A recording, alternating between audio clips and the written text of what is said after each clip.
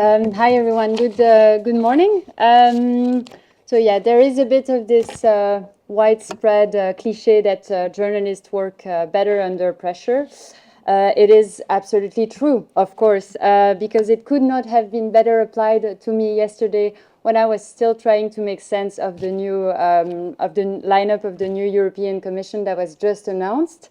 So when I think back about what I said just last week to Elisabeth Trond and asked this during our preparation call for today's event, that today's event was coming at just the perfect moment, let me tell you that I thought otherwise just yesterday when reading all the missions letters. But anyway, more seriously, it's just really a pleasure to be here with you today as we are still unpacking the new European Commission and what it's going to mean for the next 5 years and what Ursula von der Leyen will be leading potentially for the next 5 years. I say potentially because, as you know, except her, all the commissioners still have to go through the hearings through the European Parliament. So if MEPs don't like a nominee, basically they can threaten to reject the whole lot. Obviously, that's usually enough to get the Commission President to replace the candidate with someone else. So basically, the main question that's going to guide my contribution today is what direction is the European Union going to take for the next 5 years? There is a caveat in the sense that I speak here as a trade reporter. So my focus will be mostly on trade policy and the external dimension of competitiveness. So I'm going to develop three main ideas. So first, I'll try to dig into what we can expect from the next trade commissioner, who's, I'm sure, a familiar face to many of you. I've got to say this part of the intervention was still being written yesterday evening, obviously. The second point I'd like to come back to is sort of like the big picture, the broad direction that the EU's trade policy is going to take for the next 5 years. It is, as a spoiler alert, going to be dominated by a more inward-looking kind of trends. By economic security is really going to be the motto. And then the third part of my intervention will be touching upon the EU's relationship with China and with the US as well, because it's going to be informing most of the decisions of the EU in the next 5 years. So perhaps if we zoom in first on the next trade commissioner, so a lot of the agenda that we've been talking about is going to hinge on one person, the next EU trade commissioner. So you won't have missed that yesterday Ursula von der Leyen appointed Slovak veteran politician Maros Šefčovič as the next EU trade and economic security commissioner. So it's a whole new job in the sense that it's the first time that trade and economic security are brought together in one brief. And this basically stresses how much of a focus economic security is going to have in the next 5 years. So perhaps just to come back to the concept, to those of you who might be a bit less familiar with it, it's basically the EU's efforts to make sure that the EU's key technologies and sectors do not end up in the hands of rivals.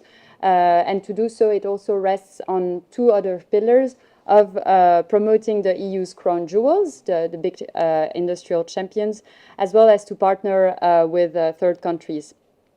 So, and to come back on Šefčovič, of course, he's a Slovak diplomat who's been in the European Commission since 2009. So he's been a commissioner with various portfolio for 15 years.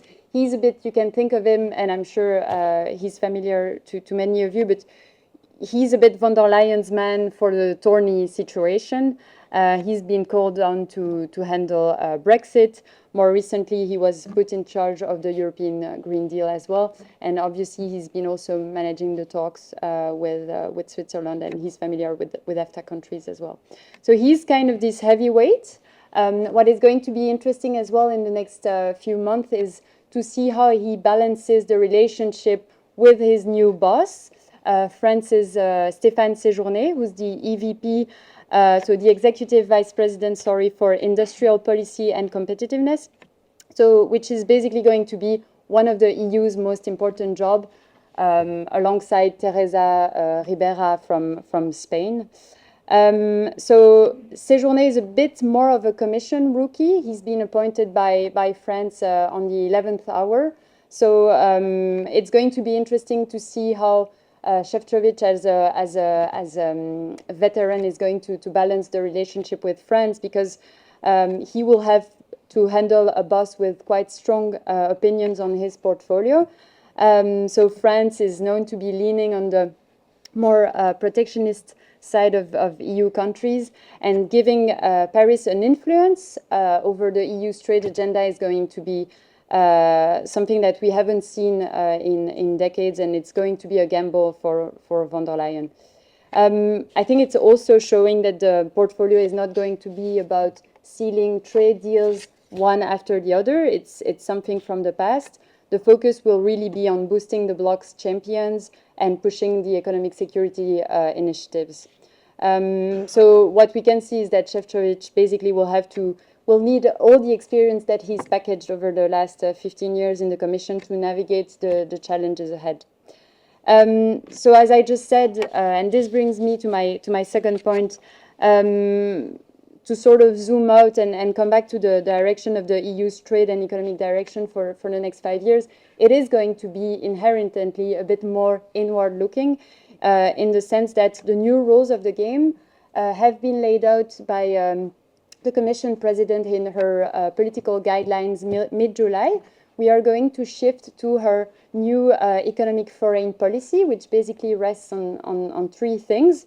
So first, economic security. So this is going to be very clear as a trend. Then trade, but also especially trade defense cases, as we've seen, for instance, tomorrow, as part of the trade defense agenda, the Chinese Commerce Minister, Wang Wantao, is in town to meet with the EVP Valdis Dombrovskis, so to kind of come up with a negotiated solution on the EV probe that was launched last year. And the third point of this new economic foreign policy is so-called clean investments with resource-rich nations. So as I was saying, we see that the EU's negotiations with Mercosur countries, with India, with Mexico or Indonesia are all kind of lagging behind, because, you know, as we've seen, the EU's new tools, whether they are the carbon tax, so-called CBAM, the deforestation rules, are all a bit seen as punitive by the EU's third partners, third countries. And so, for instance, Brazil and the Mercosur countries, for instance, see those new rules as undercutting the benefits that their companies would get out of a trade deal. So taken together, this departure from trade deals is marking a huge shift from the direction that von der Leyen set 5 years ago as part of her geopolitical commission. So a lot of focus now is really going to be on the revival of those industrial policies, and it does sometimes come with a bit of a protectionist flavor. So as you've heard many times already, economic security is the latest buzzword in town. So it is, as Elizabeth was saying, Elizabeth was saying earlier today, it's a bit of an evolution of the concept of strategic autonomy, which basically was all about protecting, and it's a trend, not all about protecting, but at least making sure that the EU is not too dependent on other countries. And this basically brings me to my third point, which is going to be dominating most of the EU's decision in the next 5 years. I think it's going to be really interesting to see where the EU is going to be positioning itself towards Washington or Beijing. So Donald Trump's first presidency, as you all remember, inflicted quite a lot of damage on the EU's free trade agenda. He's already threatening to be tougher if he wins a second term as US president by imposing a 20% tariff on all imports, or even further, much higher tariffs on China. So basically, long story short, it's giving Brussels the jitters, and it wants to be ready this time around, right? So all the ongoing disputes, on raw materials, plain subsidies, steel and aluminium, and so on, weren't quite solved during the Biden administration. So even if the two sides tried, there was still like these divergences that were tried to be solved through the EU-US TTC. So basically, a question that I'm going to be super interested in the next 5 years is where exactly is the EU going to put the needle? I think that in general, we can say that the EU's priorities are likely to be quite close to Washington's, in the sense that it's going to be about ensuring domestic competitiveness, industrialization, economic security. And this was also pretty clear when reading Šefčovič's mission's letter yesterday. The EU trade policy is likely to be taking quite a US flavored approach in some ways, with security concerns trumping economic calculus. So, for instance, in the letter, President von der Leyen writes that he should be defending the EU's technological leadership and resist economic coercion, and adopt a security-oriented approach to guide the work of this new commission. So, and on that note, I think I'm rounding up my intervention. Happy to respond to any question, and I'll pass on to Trond for the next one.